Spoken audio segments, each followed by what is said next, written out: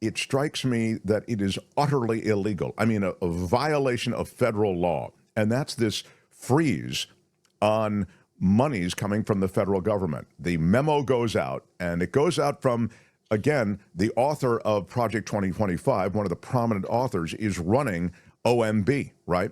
Office of Management and Budget. And the memo comes out with the freeze on spending. Can you speak to, I'll get to a couple other illegal things, but let's start with that one. Can you speak to what this was about and its legality or illegality?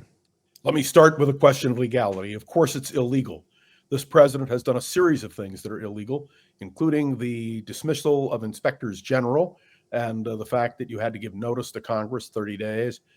This is a president who is lawless. He has no regard for laws or constitutions. And I must tell you, it's very upsetting. To be blunt with you, if the Democrats controlled the Senate, I think he would have to be more restrained.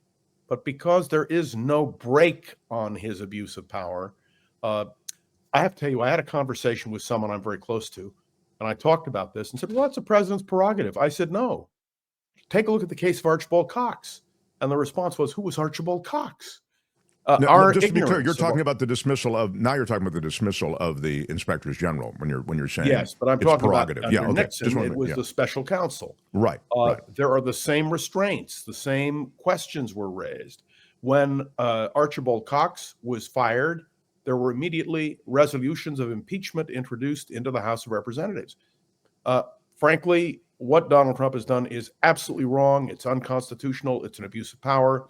And there's no way around it. And history will judge him harshly. Now, let me, in his defense, say that he is doing this because he wants a test. He wants this to go to the United States Supreme Court. Exactly. And he believes that if it goes to the court, even though he knows it's unconstitutional, that he will have a chance of winning. Somebody asked me, what about established law? Roe v. Wade was established law. The whole point is if you have a majority on the court, then law doesn't mean very much. And that's the problem. This is a terrific point that John is making because essentially we know the executive has granted a lot of power from the Supreme Court, the immunity that we never really necessarily anticipated he'd be getting from the Supreme Court and for all official acts, and the idea that he'd be looking to sort of build out that executive power, John's saying, is an interesting strategy because he knows or wants this to go up to the Supreme Court, kind of road testing that, right, John? He wants to see how much power he indeed has. Yeah. He believes that just as the Supreme Court granted presidential immunity, that it will grant him more power. And may I say, it's very disturbing. I've had discussions with people about this who don't get it, who don't understand. That's what checks and balances are all about. And let me also quickly point out, because you were talking about Bobby Kennedy Jr., how obscene that he would be Secretary of Health and Human Services. I've interviewed him. I think you've interviewed him. We know where he stands on these issues. And the fact that he would be in charge of Health and Human Services is appalling. And what can I tell you? Let me quickly, because I know you want to talk about Milley and Pompeo and Bolton. If any one of them is hurt in any way, who will be responsible? It'll be Donald Trump, because he's the one who has suspended their protection. Let me be clear.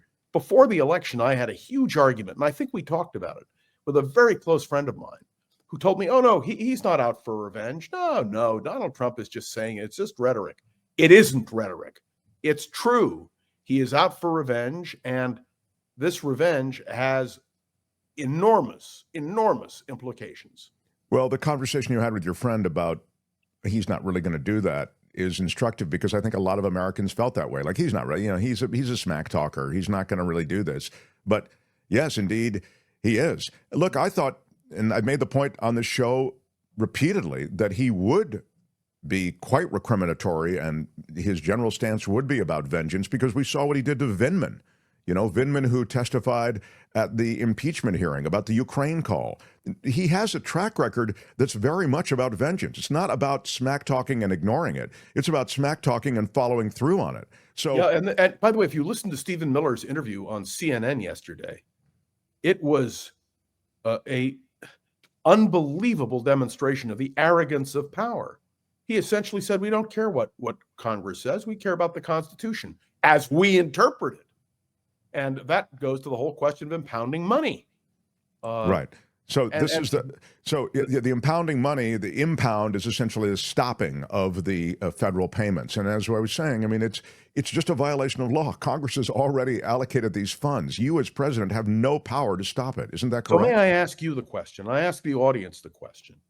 When a president violates the law, when the president violates the Constitution, how do you check the president's power? And the answer is that's the job of Congress. But the Republicans in the United States Senate are so afraid of Donald Trump, who again threatened to primary people. He again threatened it just the other day, that there is no check or balance. And may I say, you and I talked about this before. What will bring Donald Trump down? His hubris, the arrogance of power. And that's what you're seeing now. The question is, when will the Republicans wake up to the arrogance of power and decide enough is enough, which is what they did with Richard Nixon? So there is a precedent here. There is a history here. There is a sense here, which frankly concerns me greatly. Anyway, that's my view on it. Well, I think that the idea somehow that the Republicans are going to wake up, we've been waiting for that wake-up call for, 15 years. I just don't think a Republican Party that is so cowed by Trump because they're worried about his power. He does have a kind of unbridled power right now. He has the populace, enough of them on his side. He has an armed militia now. I don't mean to overstate it. You can say, oh, come on, Mark. It's not that.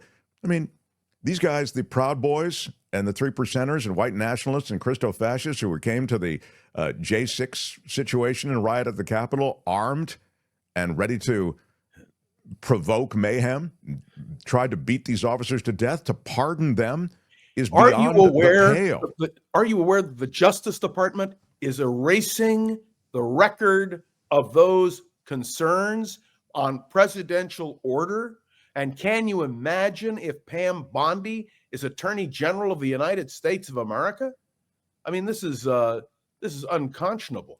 Deborah says, in Nixon's time, John, the U.S. Senate voted independently, both parties, issue by issue, senator by senator. That's kind of true. It's more true than perhaps the kind of, look, the old line, Democrats fall in love, Republicans fall in line. I mean, they've been in line and have voted as a bloc for a pretty long time, haven't they, John? Well, I would say in the Trump years, yes. We saw vigorous dissent in previous administrations. So you're saying that she's right. During the Nixon administration, you did have senator by senator. And you have to understand, the Democrats controlled the House and Senate during the Nixon years. So there was not unbridled power. There was a check on presidential power. But what concerns me, and you alluded to this earlier, is the denial by the Trump people and by Donald Trump himself that they were following the January 25th Project recommendations. And of course, 20 plus January of those people on the January 25th Project are now officials in the government of the United States. No, I told you, the OMB head, he's pivotal. OMB covers money. It's such a low profile job, but John can tell you that Office of Management and Budget, it's all the money gets through there, and essentially it's a clearinghouse for so many of the federal funds that are devoted to tremendous power. Yes, tremendous power. And as you say, he was a Project 2025 guy. So there has been a rescinding of that order, of that freeze temporarily, the one that we both agree is illegal. That was because of a court in Washington, D.C. And let me remind you, that judge was a Biden nominee, and the Trump people are determined to get around it. They're going to do everything they can to do that.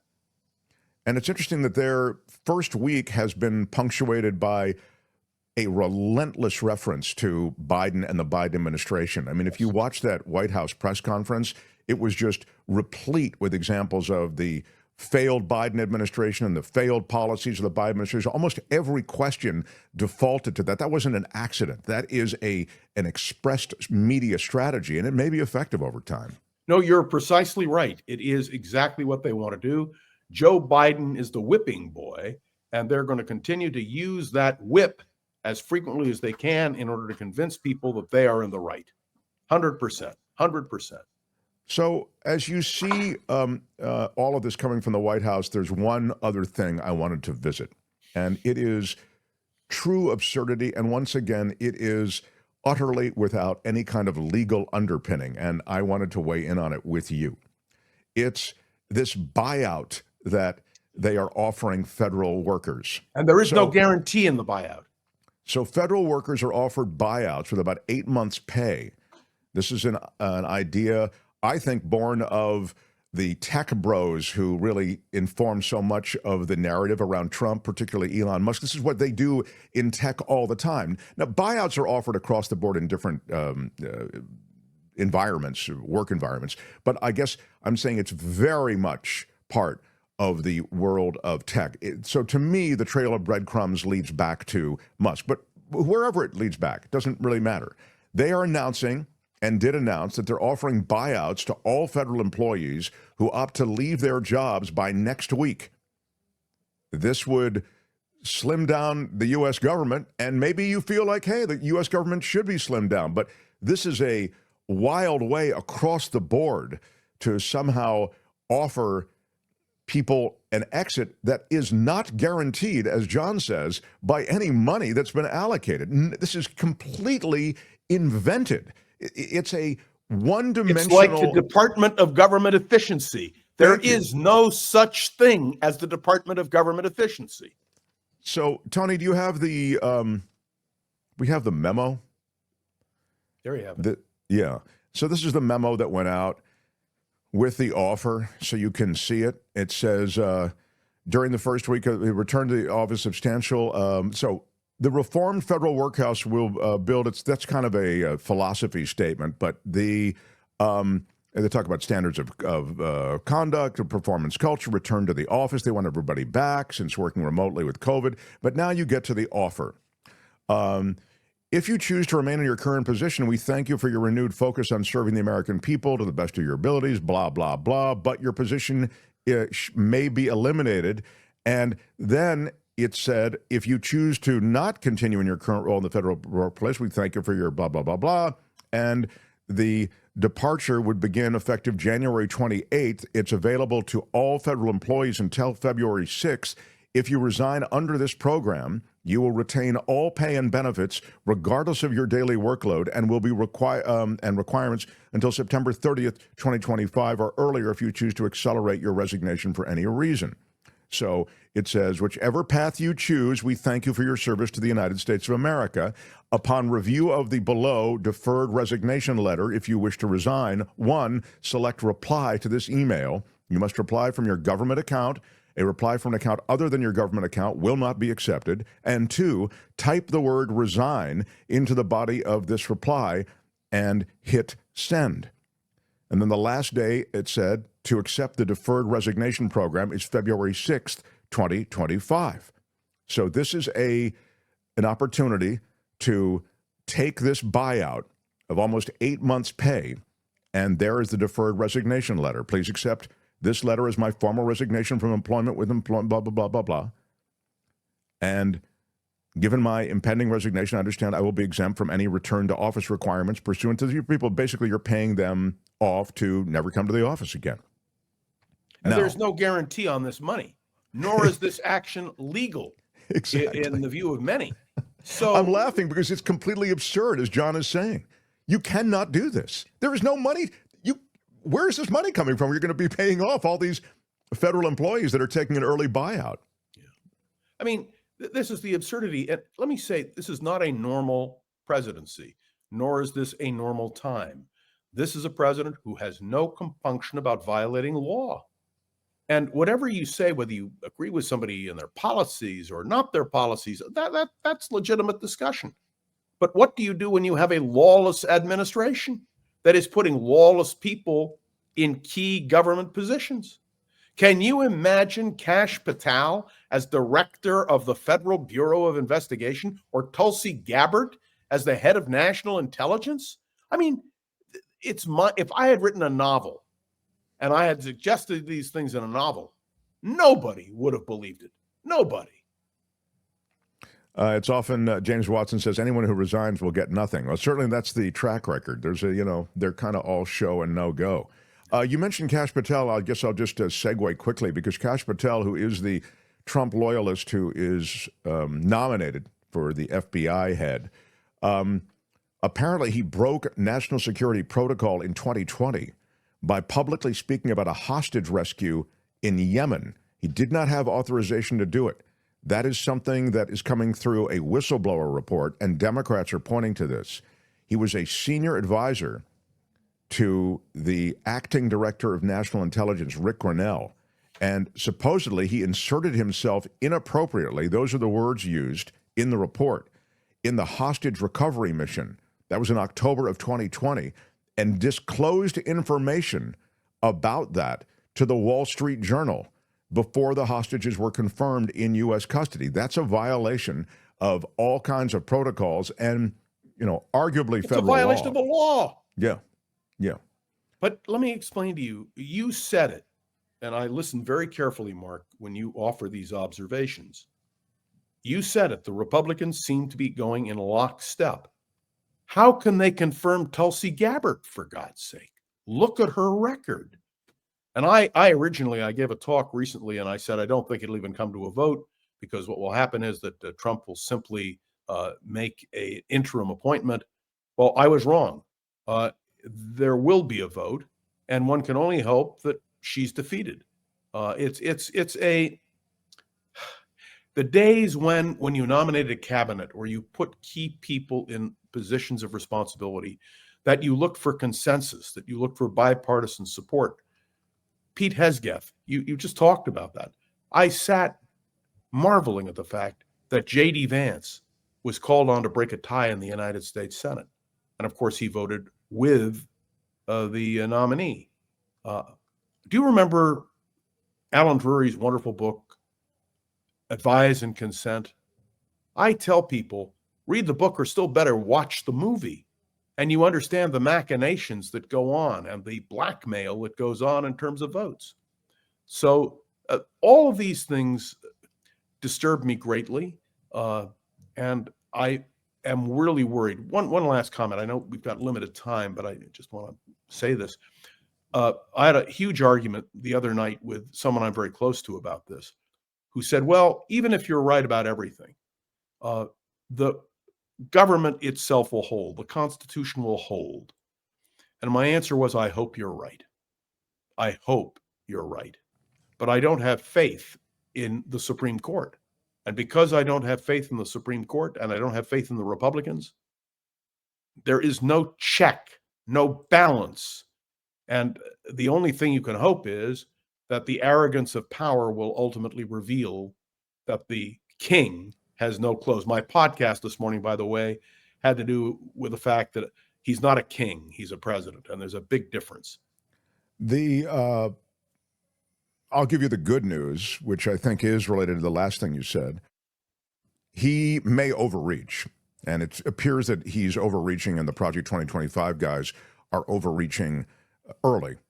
And, I don't blame them in a way for trying to spend the political currency that Trump has. He has a lot of political currency right now, early on, while you still have it.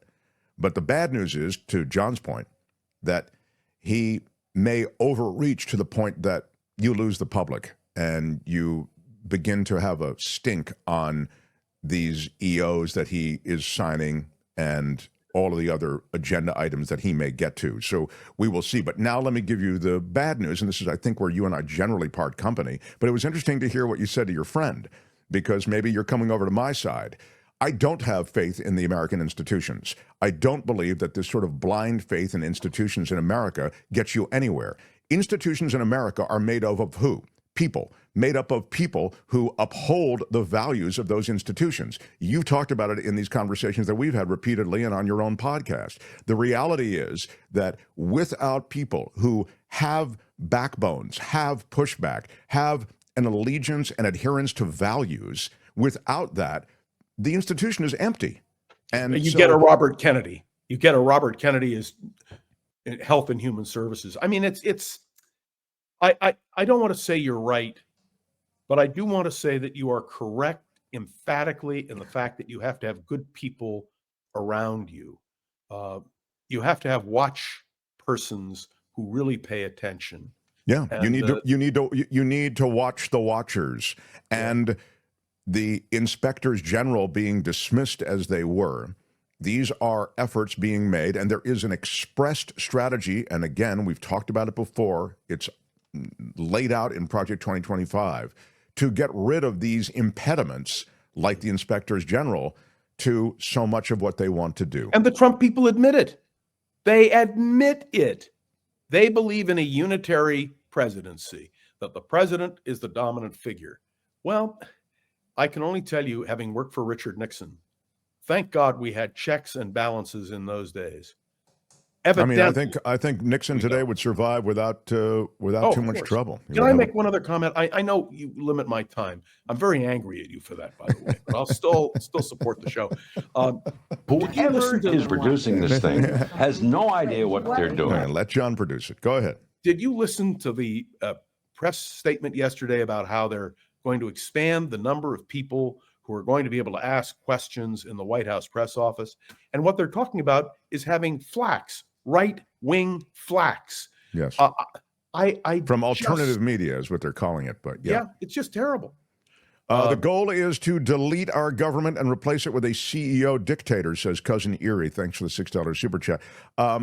It is true. That speaks to what you're talking about, the unitary executive. You want the power of the executive. Look at this. Katie Lynch says, John Rothman forever. Where is that? John Rothman forever. Yeah. I appreciate it. And really and truly, sometimes I feel like I am a voice crying out in the wilderness. If I told you the amount of criticism I take for my comments in public discourse and in my podcast, but I really believe that we are doing a public service, and I commend you, Mark, for continuing this podcast. And more than that, I urge people to support the Mark Thompson program. It is so vital, and the more we can do this, the better off we are, in my judgment. And God help us if we don't have that free media. I must say, I regret that we don't have KGO anymore, because can you imagine if we were on the radio 5 days a week, what we would have been able to do? But even that is taken away from us. Well, but I don't miss the Cars for Kids commercials, John. I will tell you that. And I also don't miss was it New Balance? What was the vitamin thing that they used to always run? I know. Those commercials for New. Yes, I've been taking New Balance for the last 90 days, and I feel young again. Yeah. I don't miss those commercials. They asked me if I would do them, and I said no. But I do. Thank you, Dara. Just subscribed to the show. Thank you, Dara. Dara Kinsey, my new favorite subscriber, and I appreciate that. I also encourage you to support this show. We are publicly funded through Patreon and PayPal. Can you put that back up? He had the way to contribute. Can you put there it is. Want to support the show? Visit themarkthompsonshow.com. Click Patreon or PayPal links to contribute, be part of the community that keeps this show running, which is really cool. And John, we this is interesting. I didn't hear your view on this. TM is saying, "Hey John, was it a Nazi salute? Musk and the Anti-Defamation League, I'm guessing, is going to say it. John, they didn't. That was a weird thing, John. What was your take on that?" Olaf Scholz, the Chancellor of Germany, called it disgusting. Not only did he do the Nazi salute twice, but let me be clear, he does suffer from Asperger's, and it may simply have been a reflex. But then to speak to the far-right political party in Germany and tell them we have to put aside what the grandparents and the parents did, enough of this guilt, was so abhorrent. And he did it on the 80th anniversary of the liberation of Auschwitz. Yeah, the timing was pretty awful. My mind is boggled. Yeah. And may I say, I speak now as a Jew. I was the chairman for a quarter of a century of the Yom HaShoah, or Holocaust Remembrance, here in San Francisco. No one is disciplining Elon Musk. Have you heard a statement from the White House condemning his comments? We have to wait for the Chancellor of Germany to make a statement, and I'm glad he did. Well, It John, is- they're good people on both sides. All right. Marilyn G. with the $1.99. Thank you for being there. I, too, miss KGO. And one of the things I miss is my Johnny R. Johnny Rothman. Come on. We love our time with you, pal. Thank you for Anytime. Around the Political World with John Rothman is his daily podcast. Check him out, support him, and enjoy Also, him here if I on may, Wednesdays. Yes, the sir. Voice of San Francisco. You go to the podcast link, and I talk about local San Francisco politics as we close. Next week, I believe, Daniel Lurie, the new mayor of San Francisco, is going to be testifying before Congress. Jim Comer is calling him in to talk about sanctuary cities. We haven't talked about what is going on with that, but I know our time is limited. I want to thank you, Mark Thompson, for my psychiatric session each week, for which I don't have to pay a thing, and I'm not paid a thing. But anyway. We love our time with you as well. It helps us psychologically also. Anytime. There it is. Advise and Consent, the movie. Otto Preminger. It's a Henry Fonda film. It's a classic movie. Walter Pidgeon, Charles Lawton. Wow. Look at Tony. About advising and consenting. And that is what makes it so interesting. It really gives an image, and it's free online, I believe. That's how I watched it. But I mean, Mark, you couldn't even pitch a movie like that today unless something blows up or whatever. You couldn't, it would not exist in the Marvel universe. But anyway. by the way, you know that film was filmed with permission in the Senate chamber itself. Oh, I didn't know that. So if you watch it and it's in color, you can see what the Senate actually looks like. And that was done. It was marvelous.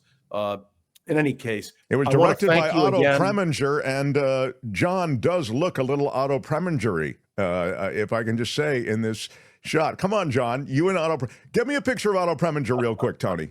Otto Preminger. Otto-Preminger. Otto Preminger. He was a famous director. He directed that movie that John's so crazy about, Advise and Consent. And you put it right up against Rothman, and he looks kind of like John Rothman. With the dome Yes, going. I know. With Yeah, nothing, the power. I know. You've got a power dome. Look at that. There he is. That is, yes. Very impressive, sir. All right, John, we love you. Stay See in you touch. next week. Yeah, there. Thank you. Better shot. Look at that. That is Kim, is that not Rothman right there? Kim is. I see the similarity. I do see the all right. similarity. There you go. Yeah. All right. The happy smile, the shiny head, Thank you. The happy smile and shiny Yeah. head. Kim, how are you? Yeah, the glint of very, very intelligence in the impressive. eyes. Yes. Yes. Intelligent. He was a brilliant director. Just and, keep the compliments coming. I look Rothman forward is to next week, and anytime you need me, just call. Okay. Thanks, pal. John Rothman, everybody. Hi, it's Mark, and I thought that was great. Hit the notification bell. You'll know whenever there's a new video being dropped, and please subscribe to our channel to help us save the universe.